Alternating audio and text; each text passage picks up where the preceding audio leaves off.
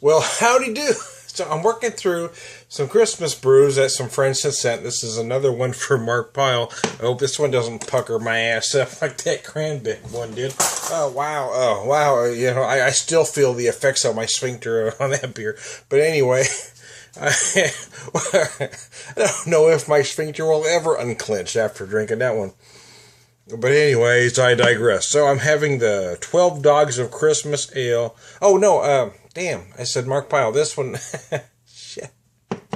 Sorry, man. This one, I just drank the Lambic Cranbic from Mark Pyle. This one is actually from Dave Coulter, the beer professor from Beer Sampling with Dave.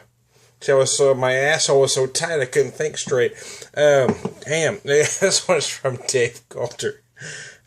Shit, a brick. I might later. 8.3%, 21.5 IBUs. I'm going to read this a tad from their website. And I had to pull up the website because the writing on this bottle is just tiny ass. I cannot read that. Oh, this beer's name sums up the idea of bringing the best together to celebrate. It is filled with seasonal flavors from generous amounts of toasted and caramel malts, mixed with equally generous amounts of honey, cinnamon, ginger, and nutmeg. We feel it's a perfect libation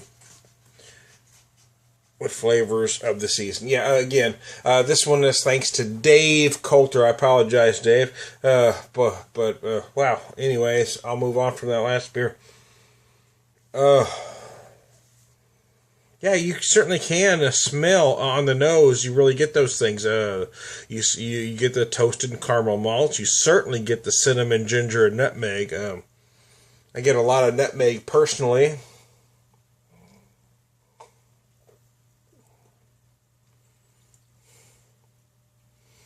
Oh yeah, very nice. On the palate, you really get those caramel malts. That's for damn sure.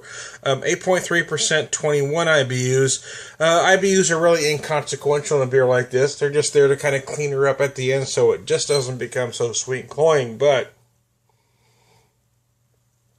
I mean, it really is kind of a quintessential holiday beer. You know. You've got folks, I've heard folks argue on various social media sites that spices don't belong in beer.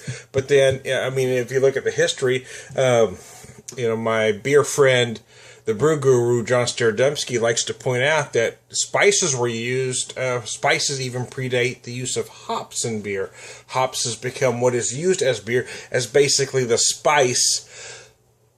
But spices were used before that as the spice, so there you go. But I think as Americans, we for the longest time we had nothing but American beer to choose from. I'm talking about from up till about the mid '80s when American craft beer started coming out. Our choices were limited and they were very one-dimensional. But now craft beer is just taking things to a whole other level. American craft beer specifically. And now we have beers like this, thanks to, breweries like this that are willing to go and do something different. That sip there, notice all the spices early on that last sip before I took this one. Anyways, I digress. I noticed a lot of, I was noticing brown sugar, actually. I was going to say, I certainly got a lot of brown sugar on that sip. You do. You get those nice toasted and caramel malts, and then, you get that sweetness from that, and that's where I'm detecting the brown sugar-like notes, and that breaks into the spices, such as the cinnamon, nutmeg, and ginger. I feel the ginger a little bit, but I had a couple of gingerbread stouts earlier that I really felt the ginger amped up. So this one, I know it's there, but it's not a major player. The major player in the spice category on this beer for me is the nutmeg. The nutmeg is what you're going to feel the most. So thanks again, Dave Coulter, the beer professor, for sending me this beer. Check out Beer Sampling with Dave.